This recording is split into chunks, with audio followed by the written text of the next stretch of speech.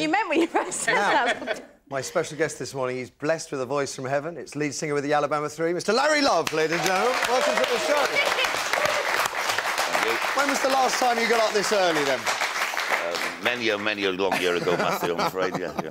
Now, Alabama 3 are, as far as I know, the world's only country acid house band. Their songs are unbelievably catchy, sometimes funny, often overtly political. For those of you unfamiliar with Alabama 3 who still think Cheryl Cole is where it's at musically, well, you're not from Alabama, and there's more than 3 of you in the group. Never very good at maths or geography, Matthew. What's the story behind the band's name? It was just a genuine love of blues and gospel music. You know, when I was brought up as a son of a Mormon preacher, so I was kind of listening to a lot of American gospel music when I was young. And in about 1986, I came across this thing called a Akai S1100 sampler, which meant you could basically take your record collection and stick it down on a drum machine. So basically, I kind of mixed up Hank Williams with you know, a load of funky stuff, and it went from there really. And we sort of started. Sort of height of Britpop, so I thought it would be a really good commercially sort of satisfactory idea to call ourselves American, which didn't go down that well when everyone else was wearing Union Jacks, you know. But, and, you know, just built up a kind of... Not, like you say, we're the only band in the world doing it, which I don't think that was a good or a bad thing, you know. Now, despite the Welsh tones there, they're a Brixton collective, just about to release their 8th album, Revolver Soul, which I have here, and it features some amazing collaborations. You've got all kinds of people on there. Yeah, we're blessed with... little Johnny Burrell from the wonderful Razorlight, who I kind of... Huey Morgan, I know. Huey Morgan, Fun and Criminal, Shane McGowan, that was an interesting session. Angelica Houston, is that? Angelica Houston made tea and kind of... How does that one come about? I don't know, really. I can, you know, so we're blessed. But yeah, the Shane situation was 3 days and I got 1 sentence out of it, but it was a good drink. Good sentence. It was a good sentence, very good sentence. And it's been warmly received by the critics. In the Independent Day, 4 stars. You must be chuffed, because this is... You've gone alone now, haven't you? You're free from record company. Yeah, I mean, hassle. Yeah, we're kind of... we've always kind of welcomed the kind of collapse of the record industry, you know, in a sense, and that's what's happening now with this download culture, whatever. So we set up our own kind of record label. We've got a studio and a club and a kind of... you know, shenanigans going on, so, yeah, we're having it. Now, the band's, I suppose, the biggest claim to fame is the theme tune to The Sopranos, which, I mean, I think it sells something like 7 million copies. Each series sells 7 million DVDs, which means you must be seriously minted. That's why I was on the bus this morning. Oh, yeah, we're doing all right over it. I mean, it was a strange situation. I mean, when we first approached it, we had a call in 1997 going... there's this small cable channel in New York called HBO. They just sort of started. They didn't want to use your track on a mafia sort of documentary. That's what we heard. We went, yeah, OK, $50 or whatever it was. And then 6 months later, everyone in America's ringing us up, going, you're the top of the, you know, Billboard charts and all that. So, but yeah, that was no, we're very pleased to be associated with a program of that calibre. You know. Did it get you a swimming pool? Got one of those sort of rubber things, I think, which just about fits my kids in, you know.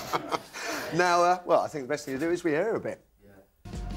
Listen, you woke up this morning, the world turned upside down. Load of things ain't been the same since the blues walked in our town.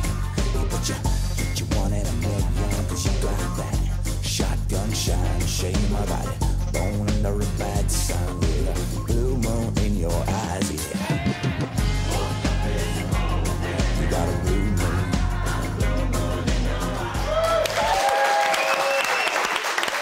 Amanda. I've got a question for you, Larry. I know you're a dad. You're a rock and roll dad, aren't you? What do your kids think of your music? Do they think it's really embarrassing to have a rock and roll dad, or they think it's really cool? Well, I mean, I don't ever make the mistake of playing in my music. I'm strictly Cheryl Cole, that's what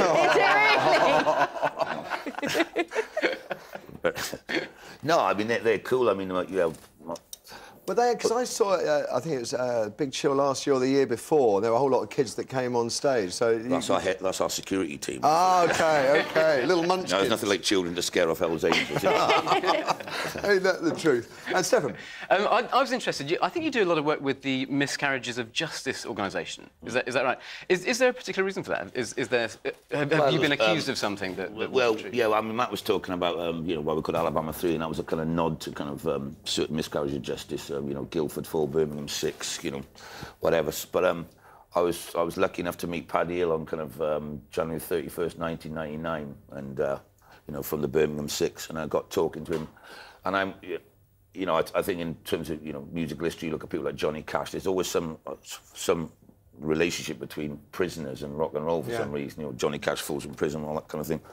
I got talking to him, and he's basically set up this charity whereby, you know, those who've been sort of wrongly convicted, you know, nothing really happens. They come up with prison gates, and the government doesn't really want to have anything to do with them, because basically it's admitting that they've kind of embarrassed the state by, you know, working that kind of situation out. So we kind of, yeah, we've had a real good time working with them. They're kind of, and they're bulletproof. You know, a man's been in prison 16 years for a crime he didn't commit. He's got no fear at all, you know. And had some good sessions with him, and Jerry Conlon, respect them. Because miscarriage of justice, they're sort of things that stick, don't they? You know, you can come out and you've been cleared, but people never quite believe it. You need someone to fight for you. Yeah, the damage done to an individual and that, who's had that blame. There's people in like 25 years' time, and you honestly, they haven't seen mobile phones, they haven't seen a television. You know, it's kind of, it's sad, but I mean, if we can do anything to raise consciousness about that, you know, we're in that position. And you do, as I said, I mean, there's some amazingly clear political statements through the music, and you can make one now. You can suck on Gordon Brown while I tell them about today's show.